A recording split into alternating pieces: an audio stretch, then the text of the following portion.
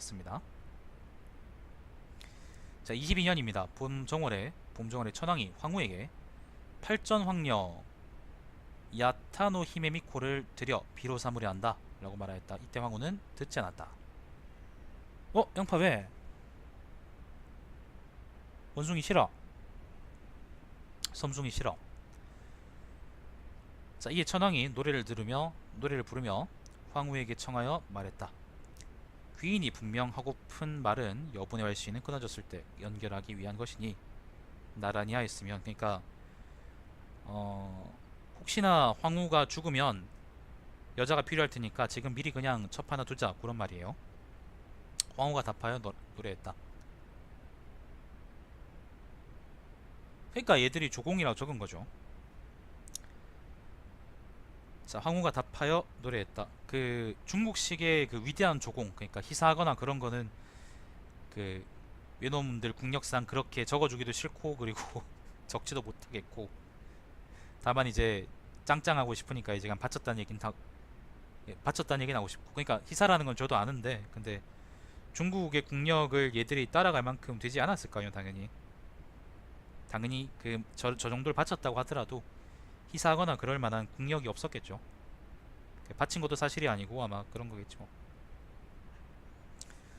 자, 황후가 답하여 노래했다. 옷이라면 이중으로 겹쳐 있는 것도 좋지만 밤에 잠자리를 나란히 하고자 하는 당신은 두렵기만 하네. 쓰리썸이 싫다, 그런 말입니다. 천황이 또 노래했다. 난 파이변에 있는 물가와 같이 함께 두기 위해 그 아이가 있는 것 같은데. 황후가 답하여 노래했다. 여름에 누에가 누에고치를 이중으로 입고 싸안고 자는 것이 어찌 좋을까. 천황이 또 노래했다. 조유의 피개 언덕을 홀로 울면서 걸어가는 사람도 짝이 있으면 좋으련만. 짝이 있잖아, 와이프. 미친놈 아니야 이거. 황후는 끝내 허락하지 않으리라 마음 먹고 잠자코 답하지 않았다. 그렇죠. 그러니까 그게 조공이란 게 그런 건데, 섬나라 원숭이들이 그런 그 조공의 원래 의미를 어떻게 알겠어요. 그냥 힘세니까 받았다, 그렇게 짱짱하고 싶겠지. 자, 30년입니다. 가을 9월에 을묘삭 을축 일에 11일에 황후가 기국 키노쿠니에 행차하여 옹야갑 쿠마노 노미 사키에 이르러 이곳에 어강엽 미츠나카시하를 따서 돌아왔다. 어강엽이라는 거는 뭐 어떤 뭐 이파리 그런 거겠지. 엽자가 이제 힙할 때 엽자니까. 기국이라고 나왔는데, 오랜만에 나왔는데, 기라는 것이 이제 요 지역입니다. 요 남쪽 요 지역을 기라 그럽니다. 키라 그러죠. 키노쿠니. 옥야갑이라는 것도 아마 이 근처 어디 있을 텐데, 어딘가 있겠죠. 혹시 쪽에 있나? 아무튼 이 근처 어디 있을 겁니다. 여기 와서 황후가 그 와이프가 자리를 좀 비웠다, 그런 얘기일 거예요.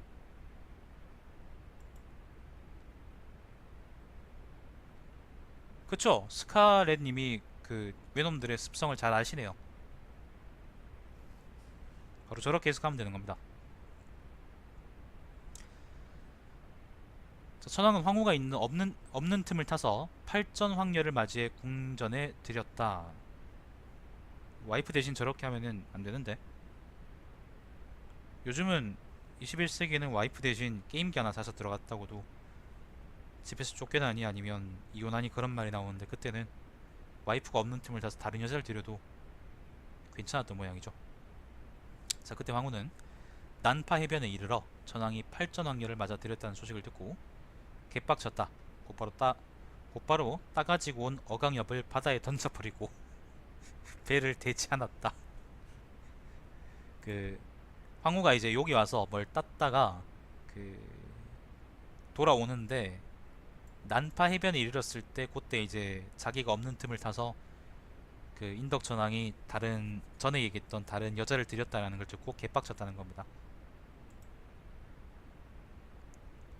권력열 권력을 위한 황후, 즐거움을 위한 후궁. 자, 아무튼 이로 인해 당시 사람들이 황후가 잎을 뿌린 바다를 엽제 카시하노 와타리라고 칭했다. 천황은 안녕하세요. 천황은 황후가 개빡쳐서 상륙하지 않은 것을 모르고 친히 대진 오호추로 행차해 황후의 배를 기다리며 노래했다. 그래도 이 정도면 좋은 남편인데. 난파인이여 방울이 달린 배를 끌어당겨라. 허리까지 물에 잠겨도 그 배를 끌어라. 대여선을 끌어라. 이때 황후는 대진에 정박하지 않고 다시 배를 이끌고 강을 건너 산배 야마시로를 순회해 외로 향했다. 그러니까 황후가 빡쳐서 지금 여기서 그 누구죠? 그 합류하지 않고 여기 그 경도 쪽으로 들어가서 여기서 이제 돌아왔다는 거죠. 아 당연하지. 예쁘면 와이프들이 예쁘면은 어떻게 정치를 하겠어요. 방에 맨날 처박혀 있을 텐데. 자 산배로 이때 황후는 배로 향했다. 다음날 천황이 사신, 조산, 토리야마를 보내. 조산, 토리야마를 보내.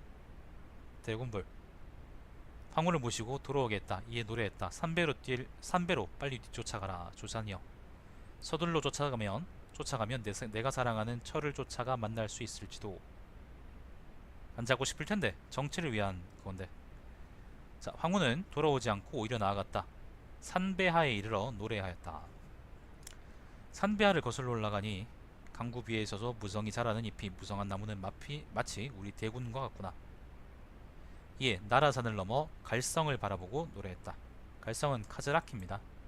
여기서 지금 보니까 산배로 들어갔다가 지금 이제 경도로 들어갔다가 여기서 나라산을 넘어서 산배하 요걸 따라왔다가 산배하 요 나라산을 넘어서 요게 나라산이죠. 여기 나라산을 넘어서 여기 카즈라키 내량 지역까지 왔다는 거죠. 그러니까 일부러 그 고진궁에 들어가지 않고 쭉쭉 뺑뺑 돌아서 지금 돌아가고 있는 거죠. 친정에 가서 일주일 있다 올게 뭐 그런 거하고 비슷한 겁니다. 근데 여기서 이거 보는 사람들은 아마 결혼도 못한 노총각들일 거기 때문에 제 말을 어떻게 이해하겠습니까? 저도 결혼 못했는데. 자 산배하를 궁을 지나쳐 거슬러 올라가면 나라산을 지나 야마토를 지나 내가 보고 싶은 나라는 갈성구궁 내 집 근처. 황후는 다시 산배로 돌아와서 옆에 여자친구 잔다고요? 근데 결혼한 건 아니잖아요. 나도 여자친구 있거든. 결혼한 사람만이 그 고충을 알지. 궁전을 통성강 츠츠키노오카의 남쪽에 짓고 그곳에 다시 지냈다. 아무튼 각방 쓰기로 했다는 거예요.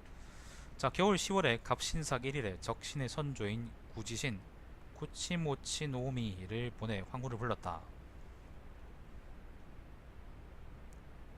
예, 구지신은 통성궁에 이르러 황후에게 아뢰고자 했으나 묵묵히 답하지 않았다. 그때 구지신은 늦은 가을비를 맞으며 주야로 황후의 궁전 앞에 엎드려 피하지 않았다. 구지신의 누이 국의원 쿠니 요리 히메가 황후를 섬기고 있었는데 이때 황후의 옆에서 시중을 들고 있었다. 국의원은 오라비가 피해졌는 것을 보고 눈물을 흘리며 노래했다.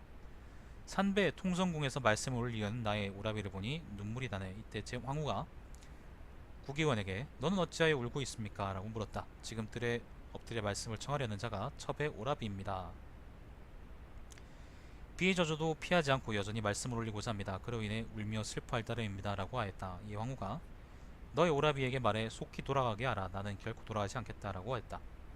구지는 곧 돌아가 천황에게 아뢰었다. 11월 갑인삭 경신 7일에 천황이 배를 타고 산배에 행차했다. 그때 뽕나무가지가 물에 떠내려갔다. 천황이 뽕나무가지를 보고 노래했다. 반지원이 정말 말을 들으려 하지 않는구나. 자기 와이프입니다. 내 사랑 같은 뽕나무여 어디든 걸리지 말고 흘러갔으면 좋았을 것을. 강의 물고비에 위에 걸리며 흘러가는구나. 내 사랑 같은 뽕나무여. 이거 가지고 드라마 같은 것도 많이 만들었겠대 얘들. 또 왔네. 책 사품고 또 왔어. 자 다음날 천황이 통성궁에 이르러 황후를 불렀다. 반갑습니다. 황후는 만나보려 하지 않았다. 이때 천황이 노래했다. 산배녀가 나무 괭이를 가지고 파낸 무에 잎이 흔들리듯 수련되며 당신의 말을 하기에 저 멀리 보이는 나무의 가지가 무성한 것처럼 이렇게 많이 거느리고 온 것입니다. 또 노래했다. 산배녀가 나무 괭이를 가지고 파낸 무처럼 새하얀 팔을 휘감지만 않았다면 모른다고 말할 수도 있겠는데 이 황후가 폐하는 팔전 황녀를 들여 비로 맞으셨습니다. 그 황녀 옆에서 황후 노릇을 하긴 싫습니다. 라고 말하고 끝내 만나보지 않았다. 그리하여 전왕이 궁으로 돌아왔다. 결국에는 와이프가 돌아오지 않았답니다. 전왕은 황후의 노여움이 큰 것을 한탄했다. 그러나 여전히 사모하는 마음이 남아있었다. 그 유명한 책사풍우요. 그 유명한 이 내 방송에 왔는데 내가 대접해드릴 수가 없다. 만우절이네. 아, 만우절 지났네. 거짓말 같은 일이 아니네. 자, 31년입니다. 봄 정월 개축삭 정묘 15일에 대형 건의 수별존을 황태자로 삼았다. 35년입니다. 여름 6월에 황후 반지원명이 통성궁에서 죽었다. 결국에는 그러면은 그 와이프가 지금 통성강이 여기군요. 아무튼 이 근처 어딘가 본데. 와이프가 결국에는 그 첩들인 것 때문에 삐져가지고 평생 각방 살다가 죽은 거네. 그러면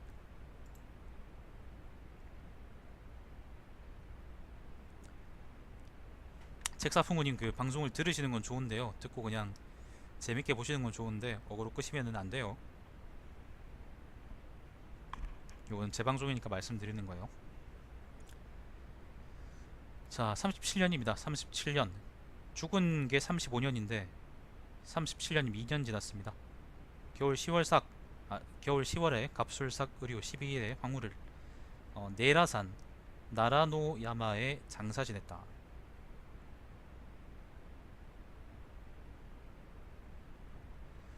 자, 38년입니다. 38년.